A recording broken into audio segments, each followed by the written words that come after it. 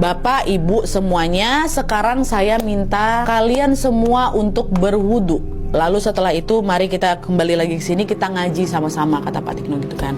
Mendengar perintah itu warga betul Wak nurut semua kan, langsung berdiri membubarkan diri, mereka berwudu. Terus gak lama setelah itu mereka balik lagi lah ke dalam dan mengaji bersama.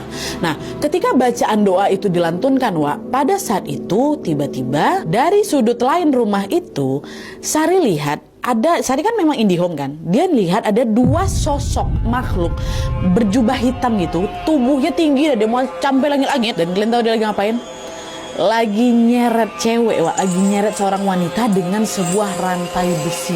Wanita tuh meraung minta tolong, tapi nggak ada satupun orang situ yang dengar teriakan si Sari. Teriakan si Sari, buat teriakan si cewek ini. Dan di momen itulah pastinya Sari langsung sadar bahwa apa yang dia lihat sekarang itu adalah penglihatan dari mata batinnya. Jadi wanita yang sedang diseret oleh makhluk itu adalah Bu Sumi yang asli, Wak. Sementara di batang pisang yang lagi didoain sama warga, yang lagi disuapin sama warga itu pohon pisang biasa yang di penglihatan warga ini dibuat seolah-olah itu Bu Sumi gitu loh. Ya sayangnya kan warga tuh nggak bisa lihat itu kan, Wak. Di mata mereka ya batang pisang inilah Bu Sumi. Itulah kenapa mereka memperlakukan si batang pisang ini macam manusia. Itulah dia macam dipeluk, dikasih makan, disuapin. Nah, menyadari ada ketidakberesan di sini tuh udah gatal kali. Nah, aku pengen bilang sama bapak aku, tapi lagi-lagi aku teringat sama pesan bapakku, dah nggak jadi. Aku disuruh diam di sini kalau mau ikut, udah patuh aja lah. Udah dia pun terpaksa menyaksikan semua kejanggalan itu dengan penuh keheranan. Wah, lagi ngaji batang pisang gitu kan.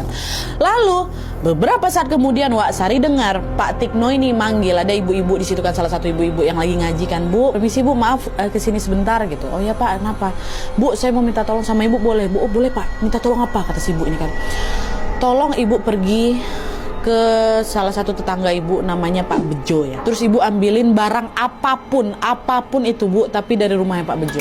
Ambil, bawa ke sini. Kata si Pak Tikno. Barang apa tapi Pak? Emangnya buat apa? Udah Bu, saya nggak bisa jelasin sekarang. Yang jelas saya minta tolong ambilin aja apapun itu yang Ibu dapat dari rumahnya atau dari sekitar rumahnya, ambil aja. Itu penting Bu. Ini supaya Bu Sumi ini selamat, kata Pak Tikno kan. Oh iya Pak, oke Pak. Saya akan pergi sekarang juga, kata si ibu ini. Dah, pergilah ini kan. Si ibu ini siapa Pak Bejo tuh, udah dia dengar dulu. Dah, sekitar 20 menit kemudian ibu ini balik Wak, sambil bawa bungkusan plastik ya kan. Dikasihlah plastik itu ke Pak Tikno. Nah, setelah plastik itu diterima, Pak Bejo dibuka plastik itu, ternyata di dalamnya itu macam pecahan genteng, Wak. Pecahan genteng. Nah, nggak lama kemudian Pak Bejo ini ngambil air, dimasukkannya pecahan genteng tuh ke sana. Dia berdoa sambil diiringi juga dengan suara warga yang terus mengaji. Dan tidak lama dari situ, Wak, Sari tiba-tiba nengok dua makhluk tuh masih ada ya.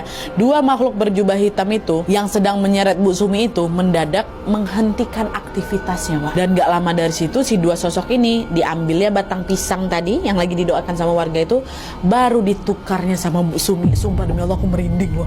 Ya Allah, ditukar sama Bu Sumi. Nah, setelah saya melakukan itu, dua sosok tadi pun langsung menghilang dari pandangan hanya dalam satu kedipan mata. Cek, langsung hilang gitu. Nah, dan epiknya lagi, Wak, setelah batang pohon pisang itu berhasil ditukar, Bu Sumi ini tiba-tiba membukakan mata dan membuat warga lega. Alhamdulillah, Ibu sadar Bu.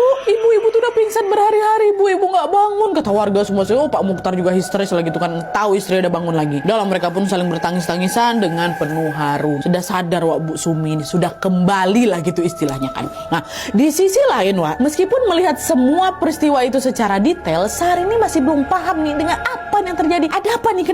Kenapa Bu Sumi itu jadi batang pisang? Siapa dua sosok yang tadi ku tengok yang ganggu si Bu Sumi ini? Pokoknya di sini Sari itu sama sekali nggak tahu apa-apa, Wak ya. Karena itu pengalaman baru untuk dia, Wak. Tapi walaupun Sari ini sangat-sangat penasaran, Sari nggak berani nanya apapun ke bapaknya sebelum mereka keluar dari desa itu ya kan. Nah, karena di situ Bu Sumi ini udah siuman, Pak Tikno ini pun langsung lah balik pulang sama si Sari. Tapi entah kenapa Wak, waktu itu Pak Tikno ini nggak pulang lewat jalan pertama, jalan yang mereka lewat waktu berangkat itu, Wak, enggak. Pak Tikno malah melewati jalan lain dan memutar itu ke desa sebelah, nggak lewat jalan yang pertama tadi tuh. Dan setelah menempuh perjalanan yang lebih panjang dari sebelumnya, akhirnya mereka pun sampai nih di rumah ya kan.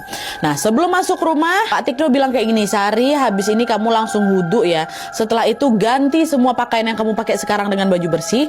Malam ini kamu nggak usah kemana-mana, nanti kita ngobrol, kata kita. Nah, dengar itu udah Sari ngangguk pelan aja dan segera langsung melakukan perintah bapaknya. Dia langsung berwudu, langsung mandi, langsung ganti baju yang baru ya kan, dan kembali melakukan aktivitas sampai waktu Isya tiba. Nah selesai sholat Isya, Pak Tikno dan Sari pun bertemulah itu di ruang tamu dan membahas kejadian aneh yang mereka lihat di Desa Getih. Nah di situ Pak Tikno ini akhirnya bercerita panjang lebar lah itu tentang apa yang terjadi sama Bu Sumi. Akhirnya kejawab pertanyaan di sini nih.